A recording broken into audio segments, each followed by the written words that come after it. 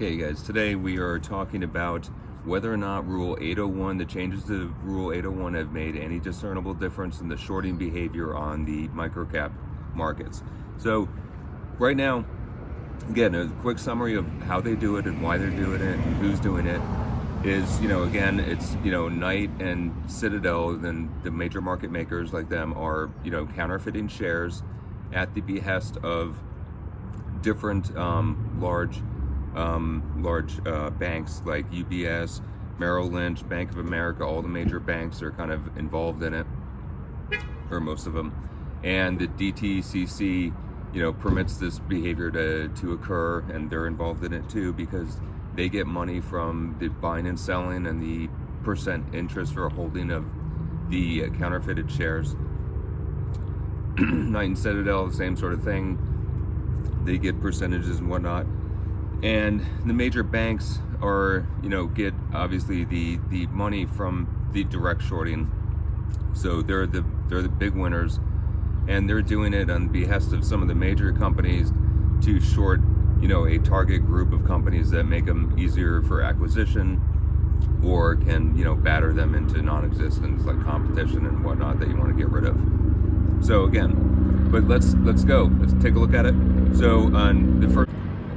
Okay, so let's take a look at these here. Now, the first one we're going to talk about is Max Sound Corporation. Now, what's been going on with them? You see the activities remain the same. Again, so now we'll take a look at HCMC. HCMC is interesting. There's not really much where for the stock to go anymore. It's been battered down so much, but it's going back up last few days and whatnot. And then here, look at MWWC. I mean, this company's been completely eviscerated by the shorters, and I'm not really sure why. I don't know what their connections are, but that stock has been completely eviscerated.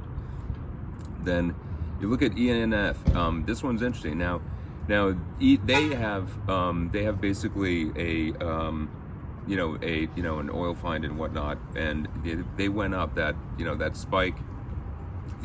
That stock went up to I think 6 cents or something like that, and then it started dropping back down. But it went up because it wasn't shorted during that huge spike there.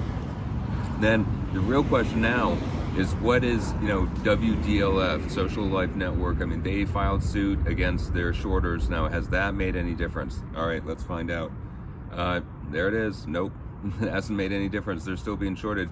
So you guys, unfortunately, this behavior is still going on, and it needs to stop basically. But what you can do is you can start talking about this, start getting on media, social media, whatever, start talking about this stuff. This has to stop. The more people know about how they're being ripped off, then the more that people will hopefully do something about it. Anyway, that's it. Okay, y'all, please like and subscribe to the channel. This material is not an offering, recommendation, or a solicitation of an offer to buy or to sell the securities mentioned or discussed, and is to be used for informational purposes only.